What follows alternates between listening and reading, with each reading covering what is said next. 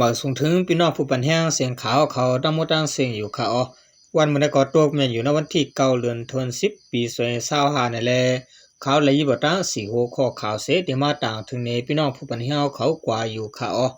หัวข้อข่าวที่1งาซึกมันตึกเพียวเทียนยาวิฮอดตีวันไรขอซิมเลยตะปางเสาเทียนยาวิอันมีหิมหอมไรขอนั้นหลายอองตีหัวข้อข่าวที่2ของเสียซึกมันเอาเฮือมินปล่อยหมักใส่ขนน้ำมังจะเวียงจอกแม่หัวข้อข่าวที่3เสียนหมายกวนไปเพชรบางลึกน้ำตูอันมามีไว้ตีลาเชลหัวข้อข่าวที่4ซึกมันเอาเฮือมินปล่อยหมักใส่ตับซึกยางเผือกกวนเมือง3ปากปลายมาตีแลนดินไทยในข่าวอันดับสุดข่าวอันกันกว่าถามด้วยหัวข้อข่าวที่1เตรียมต่างไว้ว่างาซึกของเสียซึกมันตึกเพียวเทียนยาวิฮัตติวันไรขอซิมเลยตะปางเสาเทียนยาวิอันมีหิมวันไรขอหลายอองตีในจอมกันคางาซึกตับซึกมันอันลูกจอกเมมุงนาตึกเพียวเทียนยาวิตั้งสีป้อนั้นฮอดเพียวจื้อห้องแหงปูขาลอยขอนั้นซิมเลยตะปางเสาซึกปรองเทียนยาวิอันมีหิมวันลอยขอนั้นสีตีในคา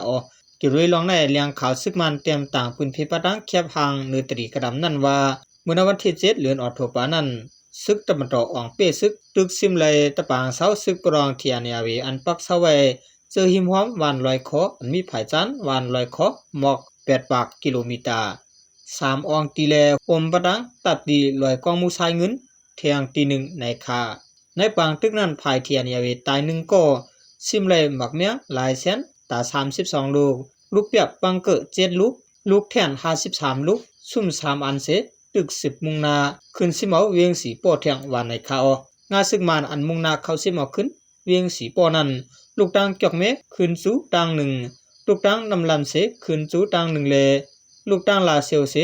ขึ้นโทจูมา3ภาย3ตังไว้เสในอำหึงสังในซึกมานจางเดสืบสิเมาไล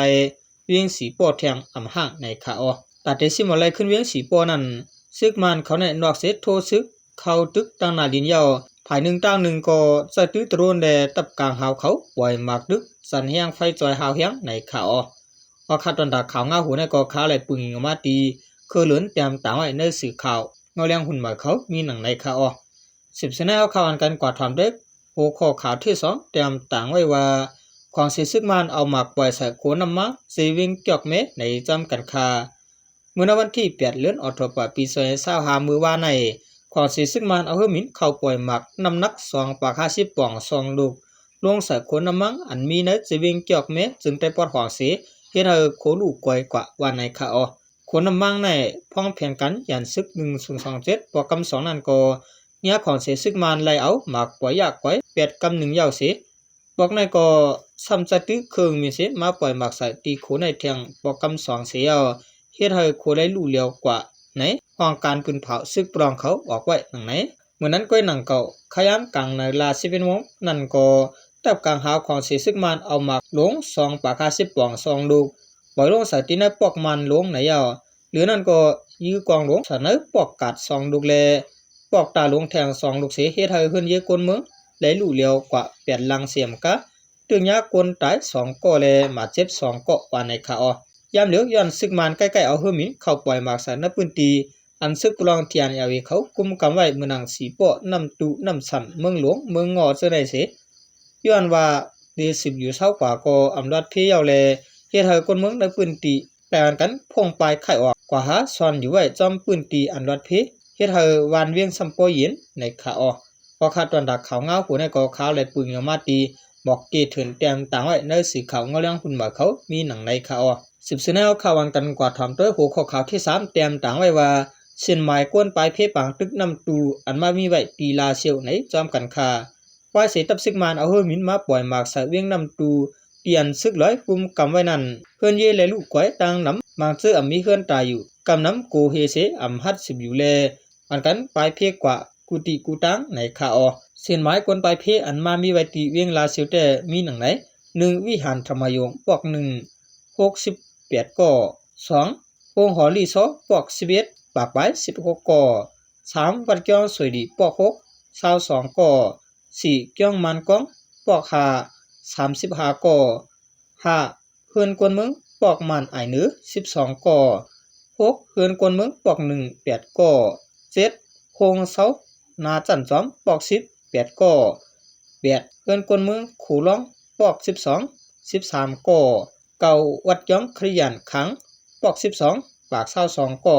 โคมตาเสียง3ปาก39ก่อนั่นปะดังกวนเถ่าลูกอ่อนกวนเปลี่ยนเมปาต้องเสียมเสนันอันติมาเทียงก็มีในขาออนั่นคือเจ้าตาหน้าผู้มีน้ำใจเสตนาเฮาเขาเตไลกับ10จอยแถมขนมตากินนั่นสังไลหมอกเนเส้นไม้จังไหนในขากับ10จอยแถมไลตีจุ่มคนหนุ่มลาเซียวก็ดิไลเละฟิงเงไตลาเซียวอีกเลยดังจุ่มประหิตะกูจุ่มนาวิงลาเซียวในขาออพอขัดตันดาข่าวเงาหัวในก็ขาวและปึงอย่างมาตีไตทีวีออนไลน์เงาห่างเสียงใต้เขาเตรียมต่างไว้มีหนังในขาออ10เซนให้เฮาคาออนกันกวาดถอนด้วยหัวข้อข่าวที่4เตรียมต่างไว้ว่า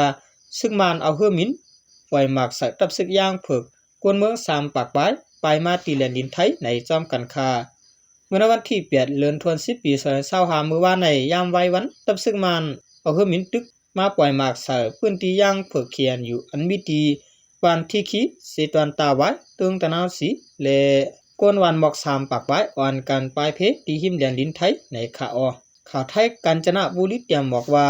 เมื่อในยามไว้วัน2 โมงไป31 มินิตับซึกมานเอาเฮือมินตึกเข8มาปล่อยหมากใส่น้ำหนัก2เฮงปองตีเนวานที่ขี้สิเวงตาไว้ตีอันซึกย่างเผือกเขียนอยู่กุมกำไว้นั่นหมอก30ลูกในคาอย้อนปล่อยหมากแลล้านมีรถกะหลัง1ลูกกว่าโกนวานเขาอ่อนกันปลายเพโกนวาน3ปากปลายโกปลายมาตีแลนดินไทยอันมีหิมหลานผู้นำร้อนสิเวงกาญจนบุรีเมืองไทยในคาอตั้งภายไทยแต่ไปป่าปืนพักดูหลานให้เข้ามาเมืองไทยก้วยกะเอาขนมตังกินกว่าจะแถมกวนปลายเพเขาตีผังปุ่นอยู่ในคาอ